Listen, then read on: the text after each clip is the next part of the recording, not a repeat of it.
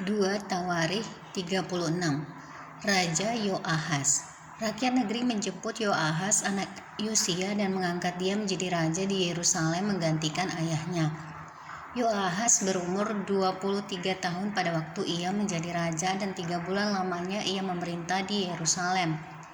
Raja Mesir memencatnya dari pemerintahannya di Yerusalem dan mendenda negeri itu 100 talenta perak dan 1 talenta emas. Kemudian Raja Mesir itu mengangkat Eliakim saudara Yoahas menjadi raja atas Yehuda dan Yerusalem dan menukar namanya dengan Yoyakim. Tetapi Yoahas saudaranya itu ditawan oleh Neko dan dibawa ke Mesir. Raja Yoyakim.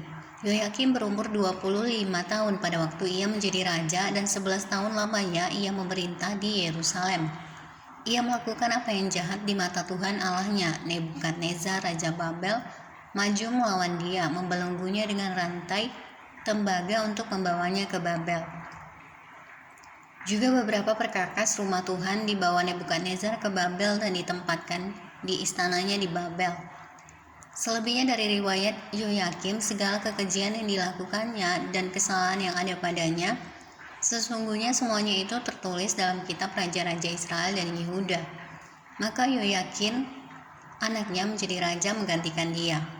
Raja Yoyakin. Yoyakin berumur 18 tahun pada waktu ia menjadi raja dan 3 bulan 10 hari lamanya ia memerintah di Yerusalem. Ia melakukan apa yang jahat di mata Tuhan. Pada pergantian tahun, Raja Nebukadnezar menyuruh membawa dia ke Babel beserta perkakas-perkakas yang indah-indah dari rumah Tuhan, dan Zedekia, saudara ayah Yoyakin, menjadi raja atas Yehuda dan Yerusalem. Raja Zedekia, runtuhnya kerajaan Yehuda. Zedekia berumur 21 tahun pada waktu ia menjadi raja dan 11 tahun lamanya ia memerintah di Yerusalem.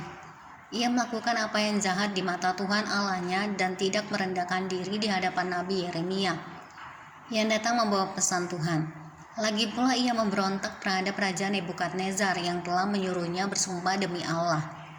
Ia menegarkan tengkuknya dan mengeraskan hatinya dan tidak berbalik kepada Tuhan Allah Israel. Juga semua pemimpin di antara para imam dan rakyat berkali-kali berubah setia dengan mengikuti segala kekejian bangsa-bangsa lain. Rumah yang dikuduskan Tuhan di Yerusalem itu dinajiskan mereka. Namun Tuhan Allah nenek moyang mereka berulang-ulang mengirim pesan melalui utusan-utusannya karena ia sayang kepada umatnya dan tempat kediamannya. Tetapi mereka mengolok-olok utusan-utusan Allah itu, menghina segala firman-Nya dan mengejek nabi-nabinya. Oleh sebab itu, murka Tuhan bangkit terhadap umatnya, sehingga tidak mungkin lagi pemulihan. Tuhan menggerakkan raja orang Kasdim melawan mereka. Raja itu membunuh teruna mereka dengan pedang dalam rumah kudus mereka, dan tidak menyayangkan teruna atau gadis orang tua atau orang ubanan.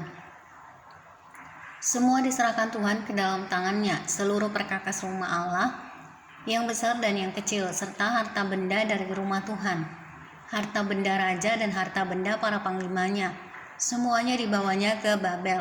Mereka membakar rumah Allah, merobohkan tembok Yerusalem, dan membakar segala puri dalam kota itu dengan api, sehingga musnahlah segala perabotannya yang indah-indah. Mereka yang masih tinggal dan yang luput dari pedang diangkutnya ke Babel, dan mereka menjadi budaknya dan budak anak-anaknya sampai kerajaan Persia berkuasa. Dengan demikian genaplah firman Tuhan yang diucapkan Yeremia sampai tanah itu pulih dari akibat dilalaikannya tahun-tahun sabatnya. Karena tanah itu tandus selama menjalani sabat hingga genaplah 70 tahun. Kores mengizinkan orang-orang buangan pulang ke negerinya. Pada tahun pertama zaman Kores, Raja negeri Persia, Tuhan menggerakkan hati Kores, Raja Persia itu untuk menggenapkan firman yang diucapkan oleh Yeremia, sehingga disiarkan di seluruh kerajaan Kores secara lisan dan tulisan pengumuman ini. Beginilah perintah Kores Raja Persia, segala kerajaan di bumi telah dikaruniakan kepadaku oleh Tuhan Allah semesta langit. Ia menugaskan segala kerajaan di bumi telah dikaruniakan kepadaku oleh Tuhan Allah semesta langit. Ia menugaskan aku untuk mendirikan rumah baginya di Yerusalem, yang terletak di Yehuda. Siapa di antara kamu termasuk umatnya, Tuhan Allahnya menyertainya, dan biarlah ia berangkat pulang.